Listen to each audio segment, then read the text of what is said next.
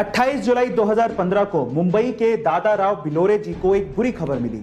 उन्होंने अपने इकलौते बेटे को बारिश के कारण सड़क पे बनने वाले गड्ढे में बाइक के साथ गिरने की वजह से खो दिया। अब वो ये नहीं चाहते थे कि ऐसे अब किसी की भी मौत हो और इसके लिए उन्होंने बीएमसी में गड्ढों को भरने के लिए एप्लीकेशन लगाई, लेकिन उनकी एप्लीकेशन पे किसी ने कभी ध्यान ही नहीं दिया।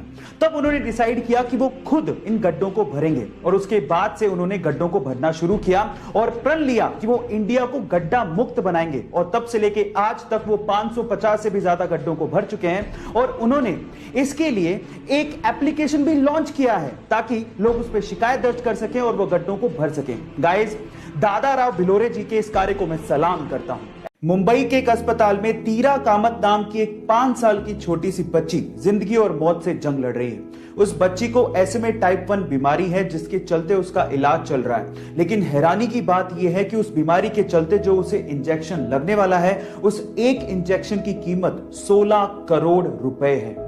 अब इतने बड़े अमाउंट को जुटाने के लिए पेरेंट्स ने सोशल मीडिया पे कैंपेनिंग की और सोशल मीडिया की पावर देखिए कि अभी तक 16 करोड़ रुपए में से 15 करोड़ रुपए सोशल मीडिया के थ्रू जुटाए जा चुके हैं और गवर्नमेंट भी इसमें आगे आई है। इंजेक्शन पर लगने वाला 6 करोड़ रुपए का टैक्स गवर्नमेंट ने माफ कर दिया है।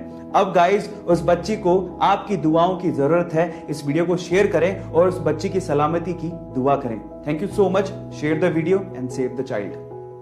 गाइस, ऑस्कर अवार्ड पूरी ही दुनिया के सिनेमा कलाकारों के लिए सबसे बड़ा ड्रीम अवार्ड होता है, लेकिन मैं तो ये सोचता हूं कि जिस भी कलाकार को ये ऑस्कर अवार्ड मिलता होगा और उसके बाद स्टैंडिंग ओवेशन और तालियां मिलती होंगी तो शायद उसको जिंदगी में किसी और चीज की चाह रहती नहीं होगी, है ना। चलो मैं इससे रिलेटेड एक सवाल पूछता हूं। क्या आप ये जानते हैं कि ऑस्कर अवार्ड की हिस्ट्री में किस कलाकार को सबसे लंबा स्टैंडिंग ओवेशन दिया गया? तो चलिए मैं आपको इसका जवाब देता हूं। वो कलाकार थे चार्ली चैपलिन, जिन्हें 12 मिनट के लिए स्टैंडिंग ओवेशन दिया गया और स्टैंडिंग ओवेशन के बाद वो काफी ज्यादा इमोशनल भी हो गए थे। गाइस, ये अमेजिंग फैक्ट जान के आपको कैसा लगा चैट सेक्शन में जरूर लिखिएगा। हार्ड वर्क की बदौलत अपने आलोचकों को जवाब कैसे दिया जाता है ये आप टीम इंडिया के KL राहुल से सीख सकते हैं। कुछ दिनों पहले तक लोग उसके टीम में होने पर सवाल या निशान लगाया करते थे, कहा करते थे कि वो कोहली का दोस्त है, सिर्फ इस वजह से टीम में बना हुआ है।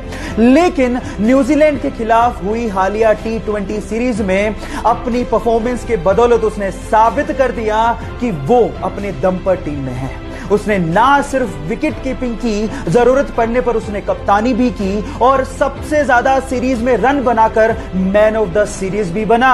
और गाइस, यहां सीखने लायक बात यह है कि आलोचक चाहे कुछ भी कहते हो, अगर आपको अपने आप पे विश्वास है तो आप जिंदगी में कुछ भी अचीव कर सकते हो।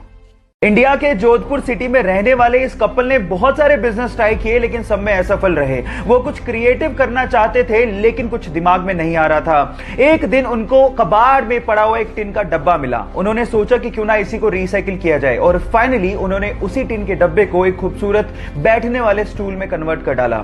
अब लाइफ को चेंज कर देने वाला एक धांसू आइडिया उनके सामने था। जिस चीज को लोग वेस्ट समझते थे उसी को ही उन्होंने क्रिएटिव प्रोडक्ट में बदलना शुरू कर दिया था।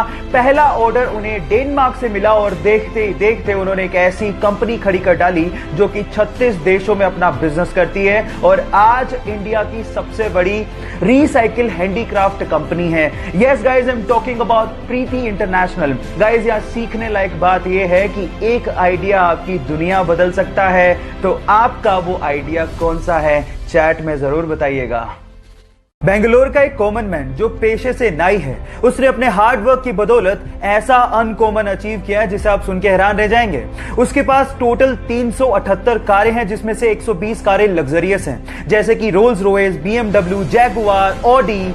ये उसकी कारों के जखीरे में शामिल हैं। अब आप लोग सोच रहे होंगे कि ये सब उसे विरासत में मिला होगा। नहीं, 14 साल की उम्र में वो अखबार और दूध बेचने में मजबूर था। पापा के नाई के बिजनेस को वो आगे बढ़ा रहा था लेकिन वो लाइफ में कुछ बड़ा अचीव करना चाहता था। फाइनली उसने एक रेंटल कार का बिजनेस शुरू किया और देखते ही देखते वो बेंगलोर में सबसे बड़ा रेंटल कार बिजनेस बन गया। Yes guys, I am talking about Ramesh Babu. यहां सीखने लायक बात यह है कि अगर आप हार्ड वर्क और अपने आप पे बिलीव रखते हो तो लाइफ में कुछ भी अचीव कर सकते हो।